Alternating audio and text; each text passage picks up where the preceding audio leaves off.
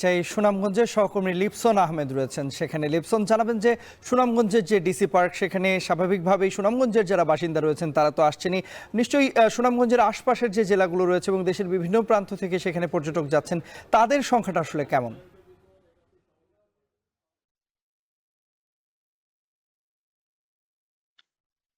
তন্ময়, শুরুতেই যদি বলি, সুনামগঞ্জের পৌর শহরের ভিতরে কিন্তু আসলে তেমন একটি বিনোদন কেন্দ্র ছিল না, যার ফলে কিন্তু এই পৌর শহরের মানুষরা কিন্তু তাদের যে ক্লান্তি দূর করতে কিন্তু আসলে ইটপাটরা শহর থেকে কিন্তু তারা বিভিন্ন উপজেলা যেতে হতো। তবে আমরা দেখেছি গত এক মাস আগে কিন্তু সুনামগঞ্জ পৌর শহরের নবীনগর এলাকায় কিন্তু ঠিক সুরমা নদীর পাড়েই কিন্তু সুরমা ভ্যালি ডিসি পার্ক উদ্বোধন করা হয়েছে, যার ফলে আমরা দেখেছি গত এক মাসের ব্যবধানে কিন্তু এই পার্কটিতে আসলে দর্শনার্থীদের ভিড় নামে। বিশেষ করে যদি বলি, প্রতি শুক্রবারে কিন্তু যে পৌর শহরে সেই সাথে বিভিন্ন উপজেলা, পাশাপাশি আমরা দেখেছি আজকে এই পার্কটিতে এসে কিন্তু সিলেট শহর থেকেও কিন্তু আসলে অনেক মানুষই কিন্তু এই পার্কটিতে আসলে ঘুরতে এসেছেন, যার ফলে যদি বলি যে 20 টাকা টিকিট নিয়েই কিন্তু আসলে দর্শনার্থীরা শুরুতেই কিন্তু আসলে পার্কে ঢুকছেন।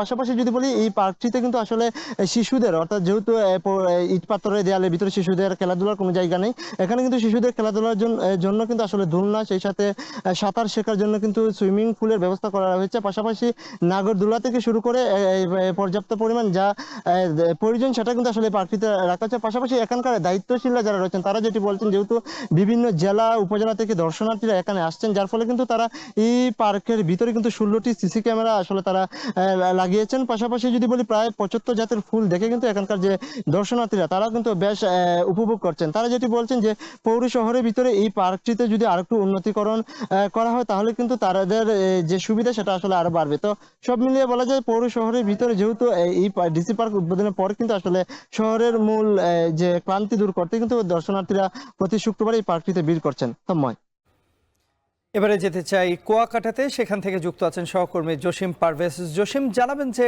পর্যটক বেড়েছে কুয়াকাটায়, আমরা যেটি বলছিলাম, এই যে পর্যটক বাড়লো, এতে করে ব্যবসায়ীরা আসলে কি বলছেন?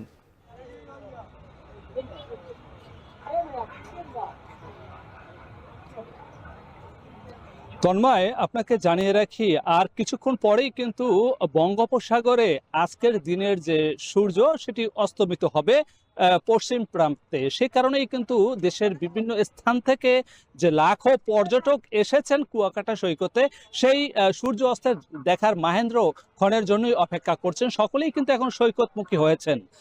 এছাড়া যে এই উপকূলীয় অঞ্চলের যে সকল মানুষ রয়েছেন, তারাও কিন্তু এখানে এসেছেন পিকনিক পার্টি এবং শিক্ষা সফরে।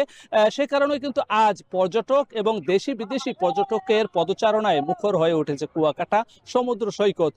আর কিছুক্ষণ পরেই কিন্তু তারা এই উপকূলীয় অঞ্চলে যে সকল স্থাপনা রয়েছে, সেই স্থাপনার মধ্যে উল্লেখযোগ্য রয়েছে যে কুয়াকাটা সৈকত যারা এখানে গড়েছেন, যে কুয়া কেটেছেন, সেই রাখাইনদের তাদের ইতিহাস ঐতিহ্য দেখবেন এবং তাদের সেই কুয়া, ঐতিহ্যবাহী কুয়া, সেটিও পরিদর্শন করবেন। এবং এখানকার যে তাদের এশিয়ার যে সর্ববৃহৎ যে বুদ্ধ মূর্তি রয়েছে, সেই মূর্তিও তারা পরিদর্শন করেছেন। তারা এখন কিন্তু সবাই এই কুয়াকাটা সৈকতের যে 22 কিলোমিটার সৈকত রয়েছে, সেই 22 কিলোমিটার বিভিন্ন প্রান্তে তারা কিন্তু জড়ো হয়েছেন মনোরম দৃশ্য, সূর্য অস্তের মনোরম দৃশ্য উপভোগের জন্য। এখন যে কুয়াকাটা সৈকত সংলগ্ন যে সকল ব্যবসা বাণিজ্য রয়েছে, বাণিজ্যিক প্রতিষ্ঠান রয়েছে, সে ব্যবসা বাণিজ্যিক প্রতিষ্ঠানেও তো বেচা বিক্রির হিড়িক পড়েছে।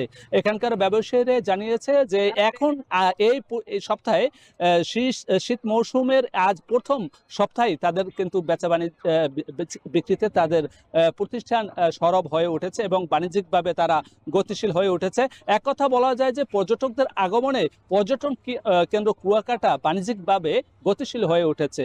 এই ছিল আমার কাছে সবশেষ। তন্ময়, ছুটির দিনে ভিড় বেড়েছে দেশের পর্যটন কেন্দ্রগুলোতে, সহকর্মীদের মাধ্যমে জানছিলাম সে খবরাখবর।